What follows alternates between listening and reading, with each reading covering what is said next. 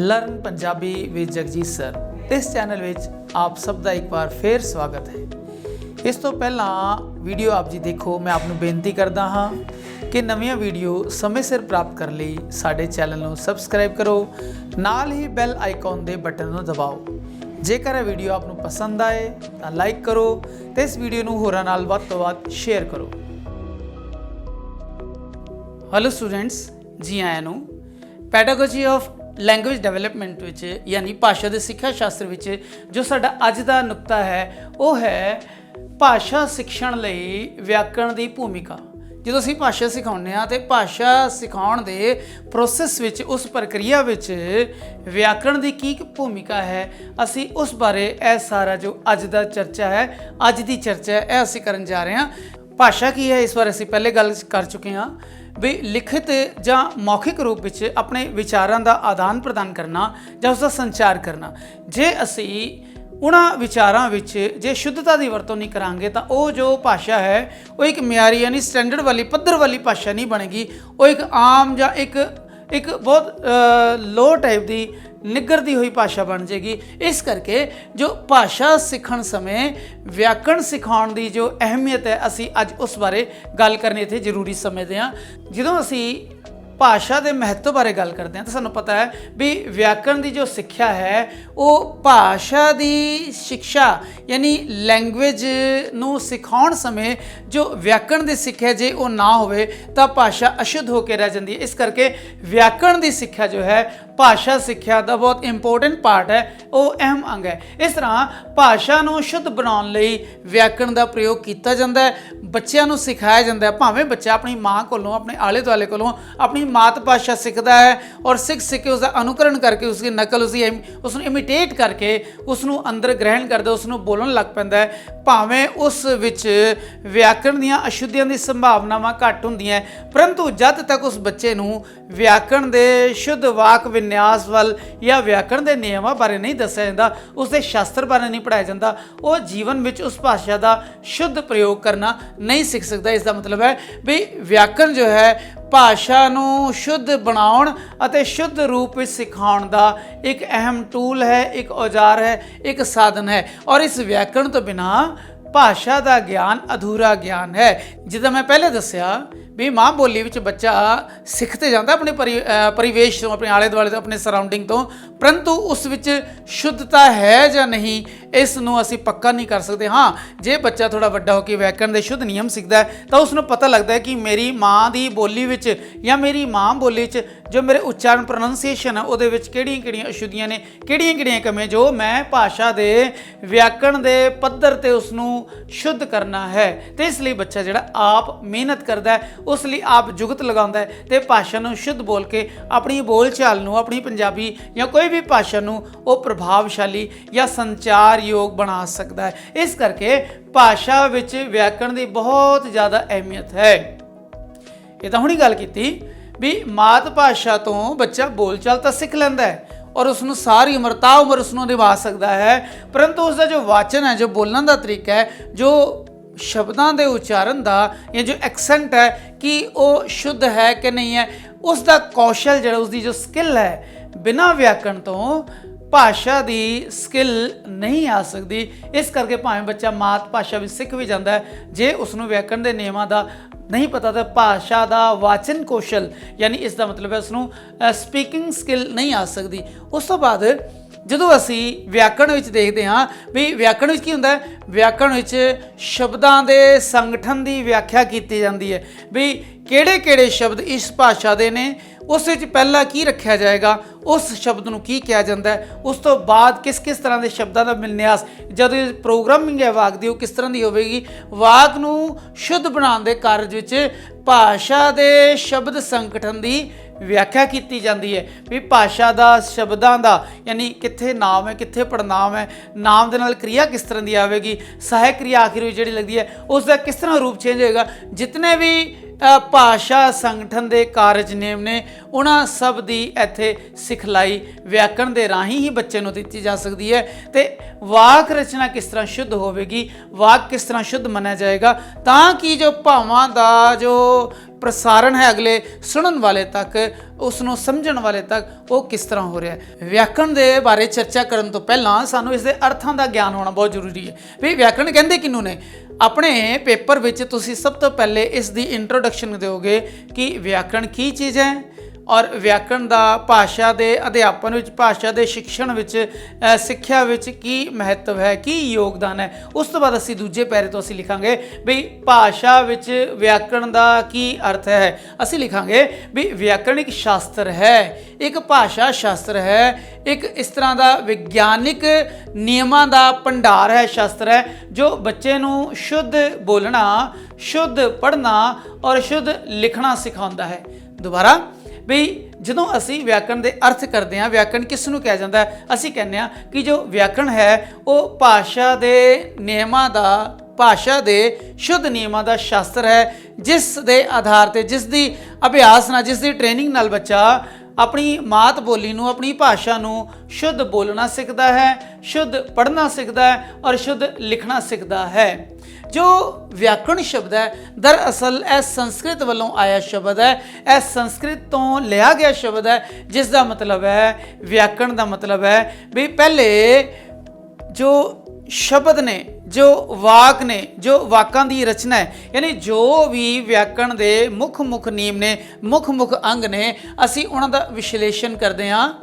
ਫਿਰ ਇਸ ਦਾ ਅਰਥ ਹੈ, ਇਸ ਵਿਆਕਰਣ ਸ਼ਬਦ ਦਾ ਸੰਸਕ੍ਰਿਤ ਤੋਂ ਆਇਆ ਦਾ ਅਰਥ ਹੈ ਕਿ ਜੋੜ ਖੋਲ੍ਹਣਾ। ਜਿੱਦਾਂ ਮੈਂ ਗੱਲ ਕਰਦਾ ਕਿ ਮੇਰਾ ਨਾਂ ਜਗਜੀਤ ਸਿੰਘ ਹੈ, ਮੈਂ ਉਸ ਨੂੰ ਲਿਖ ਲਿਆ ਮੇਰਾ ਨਾਂ ਜਗਜੀਤ ਸਿੰਘ ਹੈ। ਮੈਂ ਜਦੋਂ ਅਸੀਂ ਪਦ ਵੰਡ ਕਰਦੇ ਹਾਂ, ਅਸੀਂ ਉਸ ਵਿੱਚ ਇਸਤੇਮਾਲ ਕਰਦੇ ਹਾਂ ਵੀ ਇੱਕ ਪਦ ਹੈ, ਇੱਕ ਜਿਹੜਾ ਹੈ ਨਾ, ਇੱਕ ਸਟੈਪ ਹੈ, ਇੱਕ ਸ਼ਬਦ ਹੈ, ਉਹਦੇ ਕਿਤਨੇ ਰੂਪ ਦੇਖਣ ਨੂੰ ਮਿਲਦੇ। ਮੇਰਾ ਇਹ ਸ਼ਬਦ ਕੀ ਹੈ? ਅਸੀਂ ਕਹਾਂਗੇ ਮੇਰਾ ਦਾ ਮਤਲਬ ਹੈ ਸਰਵਨਾਮ ਯਾਨੀ ਪੜਨਾਮ। ਇਹ ਜੋ ਸਰਵਨਾਮ ਹੈ ਇਹ ਪੁਰਖਵਾਚਕ ਪੜਨਾਮ ਹੈ ਔਰ ਉੱਤਮ ਪੁਰਖ ਹੈ। ਇਸ ਤੋਂ ਇਲਾਵਾ ਜੋ ਮੇਰਾ ਸ਼ਬਦ ਹੈ ਇਹ ਪੁਲਿੰਗ ਹੈ। ਇਸ ਤੋਂ ਇਲਾਵਾ ਮੇਰਾ ਸ਼ਬਦ ਇੱਕ ਵਚਨ ਹੈ। ਇਸ ਤੋਂ ਇਲਾਵਾ ਮੇਰਾ ਸ਼ਬਦ ਕਰਤਾ ਕਾਰਕ ਹੈ। ਇਹ ਜੋ ਇੱਕ ਸ਼ਬਦ ਹੈ ਮੇਰਾ, ਫਿਰ ਅੱਗੇ ਆ ਗਿਆ ਨਾਂ, ਫਿਰ ਜਗਜੀਤ। ਜਦੋਂ ਅਸੀਂ ਜਗਜੀਤ ਨੂੰ ਅੰਡਰਲਾਈਨ ਕਰਾਂਗੇ, ਜਗਜੀਤ ਸਿੰਘ ਨੂੰ, ਫਿਰ ਪੱਤਰ ਗਿਆ ਤੇ ਖਾਸ ਨਾਮ ਹੈ ਔਰ ਖਾਸ ਨਾਮ ਹੈ ਫਿਰ ਸਿੰਘ ਹੈ, ਇਸ ਕਰਕੇ ਪੁਲਿੰਗ ਹੈ ਕਿਉਂਕਿ ਉਹ ਜਗਜੀਤ ਸਿੰਘ ਹੈ, ਇਸ ਕਰਕੇ ਇੱਕ ਵਚਨ ਹੈ ਕਿਉਂਕਿ ਉਹ ਕਰਤਾ ਪੁਰਖ ਦਾ ਲਖਾਇਕ ਹੈ। ਇਸ ਤਰ੍ਹਾਂ ਜਦੋਂ ਅਸੀਂ ਇੱਕ ਸ਼ਬਦ ਨੂੰ ਲੈਂਦੇ ਹਾਂ, ਵਿਆਕਰਣ ਦਾ ਮਤਲਬ ਹੁੰਦਾ ਹੈ ਵੀ ਵਿਸ਼ਲੇਸ਼ਣ ਕਰਨਾ, ਇੱਕ ਸ਼ਬਦ ਦਾ, ਇੱਕ ਸੱਤਰ ਦਾ, ਇੱਕ ਵਾਕ ਦਾ, ਇੱਕ ਜੋ ਵਿਆਕਰਣ ਦੇ ਨੁਕਤੇ ਨੇ, ਵਿਆਕਰਣ ਦੇ ਜਿੰਨੇ ਵੀ ਟੌਪਿਕਸ ਨੇ, ਅਸੀਂ ਉਹਨਾਂ ਦਾ ਇੱਕ ਦਾ ਜਿਹੜਾ ਵਿਸ਼ਲੇਸ਼ਣ ਕਰਦੇ ਹਾਂ, ਉਸ ਨੂੰ ਅੱਖਰਾਂ ਨੂੰ ਖੋਲ ਕੇ ਦੇਖਦੇ ਹਾਂ ਵੀ ਇਸ ਦਾ ਰੂਪ, ਇਸ ਦਾ ਮਹੱਤਵ ਕੀ ਹੈ, ਇਸ ਦਾ ਕਿੱਥੇ ਪ੍ਰਯੋਗ ਹੈ, ਕਿੱਥੇ ਇਸ ਦੀਆਂ ਸ਼ੁੱਧੀਆਂ ਦੇਖਣ ਨੂੰ ਮਿਲਦੀਆਂ ਹਨ। ਜਿਤਨੇ ਵੀ ਜੋੜ ਯਾਨੀ ਜਿੰਨੇ ਵੀ ਨਿਯਮ ਨੇ ਉਹਨਾਂ ਨੂੰ ਖੋਲ ਕੇ ਅਸੀਂ ਦੇਖਦੇ ਹਾਂ, ਉਹਨਾਂ ਦਾ ਸ਼ੁੱਧ ਸਰੂਪ ਲਿਖਣਾ, ਬੋਲਣਾ ਔਰ ਇਸਤੇਮਾਲ, ਪ੍ਰਯੋਗ ਕਰਨਾ ਸਿੱਖਦੇ ਹਾਂ। ਔਰ ਨਾਲ ਇਸ ਦਾ ਮਤਲਬ ਹੈ ਅੰਗ ਨਿਖੇੜ ਕਰਨਾ। ਜਿੱਦਾਂ ਹੁਣੀ ਮੈਂ ਦੱਸਿਆ ਵੀ ਅਸੀਂ ਇਸ ਨੂੰ ਵਿਸ਼ਲੇਸ਼ਣ ਕਰਨੇ ਆ, ਉਸ ਤੋਂ ਇਸ ਦਾ ਸੰਸ਼ਲੇਸ਼ਣ ਕਰਦੇ ਹਾਂ। ਸੰਸ਼ਲੇਸ਼ਣ ਦਾ ਮਤਲਬ, ਵਿਸ਼ਲੇਸ਼ਣ ਦਾ ਮਤਲਬ ਸੀ ਇਸ ਦੇ ਅੰਗ ਕਰਕੇ ਖੋਲ ਕੇ ਵੇਖਣਾ, ਉਸ ਤੋਂ ਜਦੋਂ ਸਮਝ ਕੇ ਫਿਰ ਇਸ ਨੂੰ ਇੱਕ ਵਾਕ ਦੇ ਤੌਰ ਤੇ ਸਮਝਣਾ ਵੀ ਇਹ ਜੋ ਸ਼ਬਦ ਹੈ ਇਸ ਦਾ ਮੀਨਿੰਗ, ਇਹ ਜੋ ਵਾਕ ਇਸ ਦਾ ਮੀਨਿੰਗ ਹੈ। ਇਸ ਦਾ ਮਤਲਬ ਜੋ ਵਿਆਕਰਣ ਸ਼ਬਦ ਹੈ ਉਹ ਸੰਸਕ੍ਰਿਤ ਤੋਂ ਆਇਆ ਸ਼ਬਦ ਹੈ, ਜਿਸ ਦਾ ਮਤਲਬ ਹੈ ਵੀ ਦਿੱਤੇ ਗਏ ਪਦਾਰਥ, ਜੋ ਵੀ ਉੱਥੇ ਮਟੀਰੀਅਲ ਦਿੱਤਾ ਹੈ, ਜੋ ਸ਼ਬਦ ਨੇ ਜਾਂ ਜੋ ਵਾਕ ਹੈ, ਜੋ ਵੀ ਦਿੱਤਾ ਹੈ, ਉਸ ਦਾ ਵਿਸ਼ਲੇਸ਼ਣ ਕਰਨਾ, ਉਸ ਦੇ ਵਿਚਲੇ ਜੋੜ ਜਾਂ ਭੇਦ ਖੋਲ੍ਹਣਾ ਔਰ ਉਸ ਦਾ ਅੰਗ ਨਿਖੇੜ ਕਰਕੇ ਉਸ ਦਾ ਮੂਲ ਰਸ ਬਾਹਰ ਕੱਢ ਕੇ ਔਰ ਵਿਦਿਆਰਥੀ ਨੂੰ ਉਸ ਦੇ ਪਰਿਪੂਰਨ ਯਾਨੀ ਸੰਪੂਰਨ ਅਰਥਾਂ ਦੇ ਨਾਲ ਵਾਬਸਤਾ ਯਾਨੀ ਉਸ ਦੀ ਜਾਣਕਾਰੀ ਕਰਾਉਣਾ। ਹੁਣ ਦੇਖਦੇ ਹਾਂ ਆਪਾਂ ਵੀ ਪੰਜਾਬੀ ਵਿਆਕਰਣ ਬਾਰੇ ਵਿਦਵਾਨਾਂ ਦਾ ਕੀ ਮਤ ਹੈ। ਇਸ ਤੋਂ ਪਹਿਲੇ ਅਸੀਂ ਦੇਖ ਲਿਆ ਸਾਡਾ ਵਿਸ਼ਾ ਹੈ ਭਾਸ਼ਾ ਸਿੱਖਣ ਲਈ ਵਿਆਕਰਣ ਦੀ ਭੂਮਿਕਾ।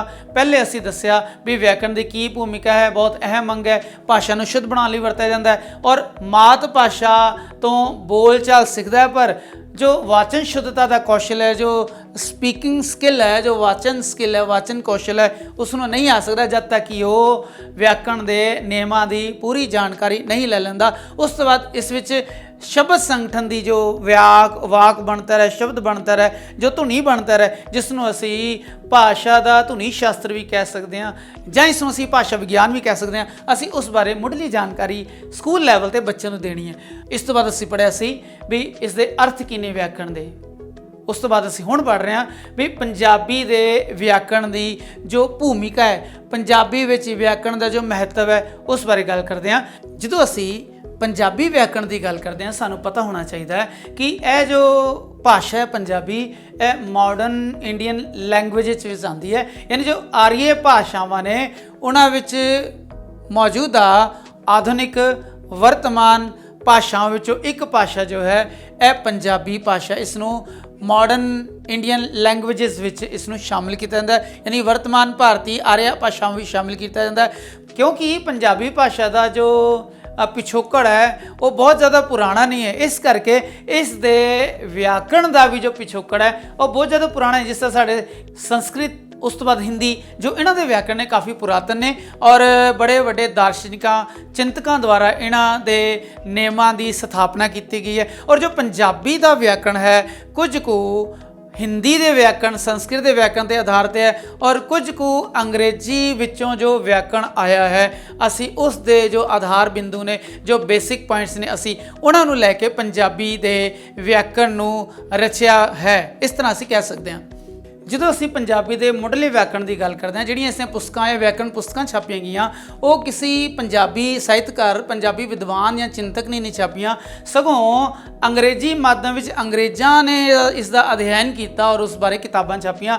ਮੁੱਢਲੇ ਵਿਆਕਰਣ ਅੰਗਰੇਜ਼ੀ ਵਿਦਵਾਨਾਂ ਦੁਆਰਾ ਛਾਪੇ ਗਏ। ਜਿੱਦਾਂ ਅਸੀਂ ਗੱਲ ਕਰਦੇ ਹਾਂ 1812 ਵਿੱਚ ਡਾਕਟਰ ਡਬਲਿਊ ਕੈਰੀ ਨੇ ਇਸ ਦਾ ਮੁੱਢਲਾ ਜੋ ਵਿਆਕਰਣ ਸੀ ਪੰਜਾਬੀ ਦਾ ਅੰਗਰੇਜ਼ੀ ਮਾਧਿਅਮ ਰਾਹੀਂ ਲਿਖਿਆ। ਇਸ ਤੋਂ ਨਾਲ ਇਸਡਲ ਨੇ, ਨਿਊਟਨ ਨੇ, ਇਹ ਨਿਊਟਨ ਉਹ ਵਾਲਾ ਲਾ ਆਫ ਗ੍ਰੈਵਿਟੇਸ਼ਨ ਵਾਲਾ ਨਹੀਂ ਹੈ, ਇਹ ਹੈ ਨਿਊਟਨ ਔਰ ਬੇਲੀ ਔਰ ਕਮਿੰਗਸ ਨੇ ਪੰਜਾਬੀ ਵਿੱਚ ਅੰਗਰੇਜ਼ੀ ਲਿਪੀ ਯਾਨੀ ਅੰਗਰੇਜ਼ੀ ਮੀਡੀਅਮ ਵਿੱਚ ਪੰਜਾਬੀ ਦਾ ਵਿਆਕਰਣ ਲਿਖਣ ਦੀ ਕੋਸ਼ਿਸ਼ ਕੀਤੀ ਤਾਂ ਜੋ ਅੰਗਰੇਜ਼ਾਂ ਨੂੰ ਪੰਜਾਬੀ ਦੇ ਬੇਸਿਕ ਵਿਆਕਰਣ ਬਾਰੇ ਦੱਸਿਆ ਜਾ ਸਕੇ। ਕਿਉਂਕਿ ਹਿੰਦੁਸਤਾਨ ਦੀ ਧਰਤੀ ਤੇ ਵਪਾਰ ਕਰਨ, ਪੰਜਾਬ ਦੀ ਧਰਤੀ ਤੇ ਜੋ ਵੀ ਵਪਾਰੀ ਆਏ ਸੀ ਜਾਂ ਜੋ ਵੀ ਅਫੀਸਰ ਲੋਕ ਆਏ ਸੀ ਉਹਨਾਂ ਨੂੰ ਪੰਜਾਬੀ ਦੇ ਮੁੱਢਲੇ ਨਿਯਮਾਂ ਨਾਲ ਜਾਣ ਪਛਾਣ ਕਰਾ ਕੇ ਤੇ ਲੋਕਾਂ ਨਾਲ ਗੱਲਬਾਤ ਕਰਨ ਦੀ ਜੋ ਮੁੱਢਲੀ ਸਿੱਖਿਆ ਦੇਣਾ, ਇਹ ਇਹਨਾਂ ਵਿਆਕਰਣਾਂ ਦਾ ਮੁੱਖ ਮਕਸਦ ਸੀ। ਪਰੰਤੂ ਜਦੋਂ ਪੰਜਾਬੀ ਲਿਪੀ ਵਿੱਚ ਬਿਹਾਰੀ ਲਾਲ ਨੇ 1869 ਈਸਵੀ ਵਿੱਚ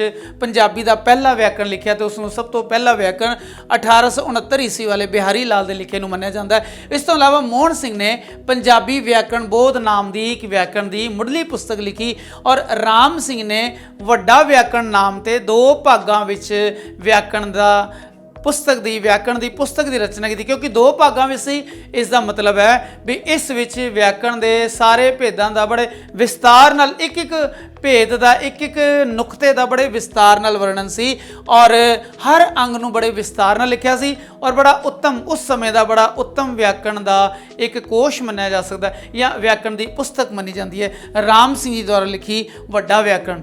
ਬਿਹਾਰੀ ਲਾਲ, ਮੋਹਨ ਸਿੰਘ, ਰਾਮ ਸਿੰਘ ਤੋਂ ਬਾਅਦ ਦੁਨੀ ਚੰਦ ਜੀ ਨੇ ਪੰਜਾਬੀ ਭਾਸ਼ਾ ਦਾ ਵਿਆਕਰਣ ਉਹ ਉਸ ਨੂੰ ਰਚਿਆ। ਉਸ ਵਿੱਚ ਕੀ ਖਾਸ ਗੱਲਾਂ ਨੇ, ਇਸ ਵਿੱਚ ਨਵੀਆਂ ਗੱਲਾਂ ਨੂੰ ਆਧਾਰ ਬਣਾਇਆ, ਪੰਜਾਬੀ ਵਿਆਕਰਣ ਵਿੱਚ ਨਵੇਂ ਦ੍ਰਿਸ਼ਟੀਕੋਣ ਨੂੰ ਇਸ ਵਿੱਚ ਲਿਆ ਗਿਆ ਔਰ ਨਵੇਂ ਪ੍ਰਯੋਗ ਕੀਤੇ ਗਏ ਨੇ। ਇਹ ਜੋ ਪੁਰਾਤਨ ਪੁਸਤਕਾਂ ਸੀਗੀਆਂ ਵਿਆਕਰਣ ਦੀਆਂ, ਇਹਨਾਂ ਪੁਰਾਤਨ ਗੱਲਾਂ ਤੋਂ ਅੱਗੇ ਹੋ ਕੇ ਨਵੀਆਂ ਗੱਲਾਂ, ਨਵੇਂ ਦ੍ਰਿਸ਼ਟੀਕੋਣ, ਨਵੇਂ ਪ੍ਰਯੋਗਾਂ ਨੂੰ ਇਸ ਦਾ ਆਧਾਰ ਬਣਾਇਆ ਗਿਆ। ਹੁਣ ਅੱਜ ਦੇ ਸਮੇਂ ਪੰਜਾਬ ਵਿੱਚ ਸਥਾਪਿਤ ਜਿੰਨੀਆਂ ਵੀ ਯੂਨੀਵਰਸਿਟੀਆਂ ਨੇ, ਦਿੱਲੀ ਵਿੱਚ ਸਥਾਪਿਤ ਯੂਨੀਵਰਸਿਟੀ ਹੈ, ਇਹ ਆਪਣੇ ਆਪਣੇ ਭਾਸ਼ਾ ਵਿਗਿਆਨੀਆਂ ਜਾਂ ਮਾਹਰਾਂ ਅਨੁਸਾਰ ਨਵੇਂ ਤੋਂ ਨਵੇਂ ਮਿਆਰੀ ਯਾਨੀ ਸਟੈਂਡਰਡ ਵਾਲੇ ਉੱਚੀ ਪੱਧਰ ਦੇ ਵਿਆਕਰਣ ਦੀਆਂ ਪੁਸਤਕਾਂ ਛਾਪ ਰਹੇ ਨੇ। ਨਵੇਂ ਸ਼ਬਦਾਂ, ਨਵੇਂ ਸਿਧਾਂਤਾਂ, ਅੰਗਰੇਜ਼ੀ ਮਾਧਿਅਮ ਜਾਂ ਹੋਰ ਜੋ ਮਾਧਿਅਮਾਂ ਰਾਹੀਂ ਜੋ ਇੱਕਦਮ ਪਰਿਸ਼ਕ੍ਰਿਤ ਯਾਨੀ ਉੱਚੇ ਦਰਜੇ ਦੇ ਵਿਗਿਆਨਿਕ ਵਿਆਕਰਣ ਦੀ ਜੋ ਗੱਲ ਹੈ, ਅੱਜ ਦੇ ਭਾਸ਼ਾ ਵਿਗਿਆਨੀ ਜੋ ਯੂਨੀਵਰਸਿਟੀਆਂ ਵਿੱਚ ਚੰਗੇ ਵਿਦਵਾਨ ਨੇ ਉਹ ਇਸ ਬਾਰੇ ਬਹੁਤ ਉੱਤਮ ਕਾਰਜ ਕਰ ਰਹੇ ਨੇ। ਅਸੀਂ ਉਹਨਾਂ ਦੀਆਂ ਪੁਸਤਕਾਂ ਦੀ ਉਡੀਕ ਕਰਦੇ ਹਾਂ। ਇਹ ਸਾਰਾ ਸੀ ਵਿਆਕਰਣ ਦੇ ਬਾਰੇ ਮੁੱਢਲੀ ਜਾਣਕਾਰੀ। ਹੁਣ ਅਸੀਂ ਗੱਲ ਕਰਦੇ ਹਾਂ ਵੀ ਵਿਆਕਰਣ ਦੇ ਪ੍ਰਕਾਰ ਕਿੰਨੇ ਨੇ। ਇਹ ਸਭ ਤੋਂ ਮੇਨ ਜਿਹੜਾ ਨੁਕਤਾ ਹੈ ਇਸ ਪ੍ਰਸ਼ਨ ਦਾ। ਤੁਸੀਂ ਸਾਰੇ ਸਿੱਖਿਆਰਥੀ ਅਧਿਆਪਕਾਂ ਨੇ ਇਸ ਨੁਕਤੇ ਨੂੰ ਧਿਆਨ ਨਾਲ ਲੈਣਾ ਵੀ ਵਿਆਕਰਣ ਦੇ ਜੋ ਪ੍ਰਕਾਰ ਨੇ, ਕਾਈਂਡਸ ਆਫ ਗ੍ਰਾਮਰ ਕਿੰਨੀਆਂ ਨੇ। ਅਸੀਂ ਸਭ ਤੋਂ ਪਹਿਲੀ ਜੋ ਗ੍ਰਾਮਰ ਦੀ ਕਾਈਂਡ ਹੈ, ਜੋ ਪ੍ਰਕਾਰ ਹੈ, ਜੋ ਭੇਦ ਹੈ ਅਸੀਂ ਲੈਂਦੇ ਹਾਂ, ਉਸ ਨੂੰ ਕਹਿੰਦੇ ਹਾਂ ਸਿਧਾਂਤਕ ਵਿਆਕਰਣ ਯਾਨੀ ਥਿਓਰੀਟੀਕਲ ਗ੍ਰਾਮਰ, ਯਾਨੀ ਜਿਸ ਨੂੰ ਕਲਾਸਿਕ ਯਾਨੀ ਸ਼ਾਸਤਰੀ ਗ੍ਰਾਮਰ ਵੀ ਕਿਹਾ ਜਾਂਦਾ ਹੈ। ਸ਼ਾਸਤਰੀ ਗ੍ਰਾਮਰ ਉਹ ਹੈ ਜੋ ਪੁਰਾਤਨ ਲੀਹਾਂ ਤੇ ਉਸਰੇ ਹੋਏ ਵਿਆਕਰਣ ਨੂੰ, ਪੁਰਾਤਨ ਲੀਹਾਂ ਤੇ ਪੁਰਾਣੇ ਪੈਟਰਨ ਤੇ ਉਸਰੇ ਹੋਏ ਲੀਹਾਂ ਤੇ ਚਲਦੀ ਹੈ ਔਰ ਜੋ ਮੁੱਢਲੀ ਜਾਣਕਾਰੀ ਦਿੰਦੀ ਹੈ। ਇਸ ਸਿਧਾਂਤਕ ਜਾਂ ਸ਼ਾਸਤਰੀ ਵਿਆਕਰਣ ਵਿੱਚ ਜਿਤਨੇ ਵੀ ਨਿਯਮ ਵਿਆਕਰਣ ਦੇ ਨੇ, ਭਾਵੇਂ ਉਹ ਸ਼ਬਦ ਹੈ, ਵਾਕ ਰਚਨਾ ਹੈ, ਉਸ ਤੋਂ ਇਲਾਵਾ ਸੰਗਿਆ ਹੈ ਯਾਨੀ ਨਾਮ ਹੈ, ਪੜਨਾਮ ਹੈ, ਵਿਸ਼ੇਸ਼ਣ ਹੈ, ਸਭ ਤਰ੍ਹਾਂ ਦੇ ਜਿਤਨੇ ਵੀ ਮੇਨ ਵਿਸ਼ੇ ਨੇ ਵਿਆਕਰਣ ਦੇ, ਗ੍ਰਾਮਰ ਦੇ, ਉਹਨਾਂ ਨੂੰ ਲੈ ਕੇ ਚੱਲਦੀ ਹੈ। ਉਸ ਵਿੱਚ ਜੋ ਗੈਰ ਜ਼ਰੂਰੀ ਚੀਜ਼ਾਂ ਨੇ ਜੋ ਕਿ ਅੱਜ ਦੇ ਸਮੇਂ, ਅੱਜ ਦੀ ਜਮਾਤ ਵਿੱਚ ਅੱਜ ਦੇ ਵਿਦਿਆਰਥੀ ਨੂੰ ਨਹੀਂ ਲੋੜੀਂਦੀ, ਨਹੀਂ ਰਿਕੁਆਇਰਡ, ਉਹ ਵੀ ਉਸ ਵਿੱਚ ਸ਼ਾਮਲ ਹੈ। ਔਰ ਇਸ ਵਿੱਚ ਰੱਟਾ ਪ੍ਰਧਾਨ ਹੈ ਵੀ ਬੱਚਿਆਂ ਨੂੰ ਇਹ ਯਾਦ ਕਰਨਾ ਹੈ, ਇਹ ਗ੍ਰਾਮਰ ਦੇ ਨਿਯਮ ਯਾਦ ਕਰਨੇ, ਗ੍ਰਾਮਰ ਦੇ ਉਦਾਹਰਣ, ਗ੍ਰਾਮਰ ਦੇ ਇਸ ਨੁਕਤੇ ਦੇ, ਇਸ ਟੌਪਿਕ ਦੇ, ਇਸ ਵਿਸ਼ੇ ਦੇ ਸਾਰੇ ਮਿਸਾਲਾਂ, ਸਾਰੇ ਭੇਦ, ਇਹਨਾਂ ਦੀ ਪਰਿਭਾਸ਼ਾ ਯਾਦ ਕਰਨੀ ਹੈ। ਇਹ ਇਸ ਦਾ ਮੁੱਖ ਹੈ ਔਰ ਇਹ ਛੋਟੇ ਬੱਚਿਆਂ ਲਈ जो है जायज़ नहीं है, छोटे बच्चों लिए सुटेबल नहीं है या उपयोगी नहीं है। इस करके असी जो सिद्धांतक व्याकरण है, जो थ्योरेटिकल और क्लासिक ग्रामर है, असी छोटे बच्चे लिए इसनों रैकमेंड नहीं करते, इसकी जो सिफारिश असी नहीं करते। सिद्धांतक या शास्त्री व्याकरण के की अंग ने, उस वाक संरचना होंदी है, वाक कितना लिखा जाता है, वाक के भेद किहड़े-किहड़े ने। वाक के भेद का मतलब है बई वाक विच पहले अखर बनते हैं, अखरां तो शब्द बनते हैं, शब्दां तो वाक की संरचना, वाक की फॉर्मिंग होंदी है, वाक की फॉर्मेशन होंदी है सेंटेंस की। उस तो बाद एक सेंटेंस विच 8 भेद है, उस विच नाम लिया जाता है, पड़नाम लिया जाता है, क्रिया है, क्रिया विशेषण है, कारक है, लिंग है, वचन है। इस तो यह 8 मेन पार्ट हो गए। इस तो इलावा होर किहड़े वाक विच जिहड़े नुकते आते हैं, संरचना आती है, उसका पूरा ज्ञान दिता जाता है। फिर उस तो बाद धुनी विज्ञान है भी बब्बे और भब्बे के प्रयोग विच की फर्क पैंदा है, दद्दे और धद्दे के प्रयोग विच की फर्क पैंदा है। यह जो ग्रामर विच या साडी 35 अखरी विच जो दूसरी लाइन तो लैके सैकेंड लास्ट लाइन तक जो चौथा अखर है, उन्हां विच घग्गा, पब्बा, ਇਹ ਜਿਹੜੇ ਸ਼ਬਦ ਨੇ ਜਿਹਨਾਂ ਜ਼ੋਰ ਦੇ ਕੇ ਬੋਲਿਆ ਜਾਂਦਾ, ਇਹਨਾਂ ਦੇ ਬਾਰੇ ਵਿਸ਼ੇਸ਼ ਤੌਰ ਤੇ ਧਿਆਨ ਦਿਆ ਜਾਂਦਾ ਹੈ। ਇਸ ਤੋਂ ਇਲਾਵਾ ਸ਼ਬਦ ਬਣਤਰ ਕਿਸ ਤਰ੍ਹਾਂ ਹੁੰਦੀ ਹੈ, ਸ਼ਬਦ ਬਣਤਰ ਦੇ ਕੀ ਨੇਮ ਨੇ ਔਰ ਇਸ ਦੇ ਜਿਤਨੇ ਵੀ ਸ਼ਾਸਤਰੀ ਜਾਂ ਕਲਾਸੀਕਲ ਸਿਧਾਂਤ ਨੇ ਇਸ ਵਿੱਚ ਸਿਖਾਏ ਜਾਂਦੇ ਹੈ। ਜਿੱਦਾਂ ਅਸੀਂ ਗੱਲ ਕੀਤੀ ਵੀ ਵਾਕ ਦੇ 8 ਅੰਗ ਨੇ, ਨਾਮ, ਪੜਨਾਮ, ਵਿਸ਼ੇਸ਼ਣ, क्रिया विशेषण, कारक, लिंग, वचन। इसके अलावा होर सारे बहुत सारे अंग ने। असी इन्हां सारियां दा जो अध्ययन है वो शास्त्री व्याकरण विच या असी थ्योरेटिकल ग्रामर या सिद्धांतक व्याकरण विच करते हैं। व्याकरण का जो दूजा स्वरूप है वो है व्यवहारिक या एप्लाइड व्याकरण, एप्लाइड ग्रामर, जिसनूं असी प्रयोगात्मक या फंक्शनल ग्रामर भी कहने हैं। मैं जमात विच गया, पंजाबी की क्लास विच बच्चे नूं जिहड़ी किताब पढ़ानी शुरू की, उस विच सारा लैसन पढ़िया, बच्चे ने क्वेश्चन आंसर पढ़े, उहदे पिछे काफ़ी सारे शब्द दिते सी, काफ़ी सारे एग्जाम्पल दिते सी, MCQ भी सी उन्हां दे विच। उस तो इलावा उन्हां दे अंदर इस तरह के वाकां दी रचना दित्ती सीगी जो नाम नूं ਜਿਹੜਾ ਹੈ ਉਹ ਨਾਮ ਬਾਰੇ ਦੱਸਦੇ ਨੇ, ਨਾਮ ਬਾਰੇ ਦੱਸਦੇ ਨੇ, ਵਿਸ਼ੇਸ਼ਣ ਬਾਰੇ ਦੱਸਦੇ ਨੇ। ਅਸੀਂ ਕਿਉਂਕਿ ਪਾਠ ਪੜ੍ਹ ਚੁੱਕੇ ਹਾਂ, ਕਿਉਂਕਿ ਕੁਐਸਚਨ ਆਨਸਰ ਕਰ ਚੁੱਕੇ ਹਾਂ, ਉਹਦੇ ਅੰਦਰ ਜਿਹੜੇ ਸੈਂਟੈਂਸ ਵਰਤੇ ਗਏ ਸੀ ਉਹਨਾਂ ਤੋਂ ਕੱਢ ਕੇ ਅਸੀਂ ਗ੍ਰਾਮਰ ਦੇ ਉਹ ਜਿਹੜੇ ਨੁਕਤੇ ਸੀ, ਜੋ ਪੁਆਇੰਟ ਸੀ, ਉਹ ਬਾਹਰ ਰੱਖੇ। ਬੱਚੇ ਨੇ ਕਿਉਂਕਿ ਪੁਸਤਕ ਪੜ੍ਹੀ ਹੈ, ਕਿਉਂਕਿ ਉਸਨੂੰ ਉਹ ਪੁਸਤਕ ਵਿਹਾਰ, ਉਹ ਪਾਠ ਵਿਹਾਰ ਵਿੱਚ ਆ ਚੁੱਕਿਆ ਹੈ, ਉਹਦੇ ਵਿੱਚੋਂ ਗ੍ਰਾਮਰ ਦੇ ਕੁਐਸਚਨ ਨਿਕਲੇ ਨੇ। ਬੱਚਾ ਉਸ ਭਾਗ ਨੂੰ ਬੜੀ ਆਸਾਨੀ ਨਾਲ ਕਰ ਜਾਂਦਾ ਹੈ। ਇਸ ਨੂੰ ਅਸੀਂ ਵਿਹਾਰਕ ਵਿਆਕਰਣ ਕਹਿੰਦੇ ਹਾਂ ਜਾਂ ਪ੍ਰਯੋਗਾਤਮਕ ਕਹਿੰਦੇ ਹਾਂ, ਫੰਕਸ਼ਨਲ ਗ੍ਰਾਮਰ ਕਹਿੰਦੇ ਹਾਂ। ਇਸ ਵਿੱਚ ਸਿਧਾਂਤ ਜਾਂ ਉਹ ਜੋ कठोर नेम ने उन्होंने वाल ज़्यादा ध्यान नहीं दिता जाता, बल्कि व्यवहारिकता उत्ते जोर दिता जाता है और ज़्यादा बल दिता जाता है शुद्ध बोलन ते, शुद्ध लिखन ते। अध्यापक अपनी जमात विच पाठ नूं पढ़ाउंदा बच्चों के व्याकरण नूं शुद्ध कर सकता है उस अभ्यास प्रश्नों के द्वारा, और शुद्ध बोलन, शुद्ध लिखण विच मदद करता है। यह जो तरीका, यह जो व्याकरण है, यह कट्टरता की विरोधी है और लोड़ पैन अनुसार फ्लैक्सीबल है, नहीं लोड़ पैन अनुसार लचीली है। बच्चे नूं किस चीज़ की जरूरत है उस नूं सीधा किसी टफ, किसी औखे नुकते, किसी औखे टाइटल, किसी औखे विषय नूं पढ़ाउण दी बजाय उसनूं व्यवहारिकता विच लिया के उसनूं आसानी नाल वो जो टफ या वो जो सख्त नुकते ने सख्त विषय ने उस बारे सहजे जानकारी दे देंदी है। इसनूं असी विहारिक या एप्लाइड व्याकरण या फंक्शनल या प्रयोगात्मक व्याकरण कह सकते हैं। अजकल जो CCA पैटर्न है, अजकल जो स्कूलों विच या CBSE या पंजाब दे बोर्ड राही जो व्याकरण कराई जाती है, असी उसनूं विहारिक व्याकरण के तौर पर लै सकते हैं। यह जो पहले वाली सिद्धांतक व्याकरण है, इसनूं उन्होंने अवॉइड किया, इसनूं थोड़ा निगलैक्ट किया है, तां जो बच्चों को वो जो भारे भारे जो अखर ने, भारे भारे संकल्प अवधारणावां ने, उन्हां तो दूर रख के और सहजे रूप में बच्चे को ग्रामर की सिक्ख्या दी जा सके। इस करके जो विहारक या प्रयोगात्मक व्याकरण है वो अजकल ज़्यादा एक्सैप्टेबल है, ज़्यादा प्रवानित है। हुण जो अगली गल जो तीसरे प्रकार की व्याकरण है वो है प्रासंगिक व्याकरण। प्रासंगिक का इंसीडेंटल का मतलब भी किसी नावलकार ने, किसी कहानीकार ने, किसी कथाकार ने किसी शहर बारे कथा लिखते लिखते किसी पात्र नूं पिंड विच पहुँचा दिता।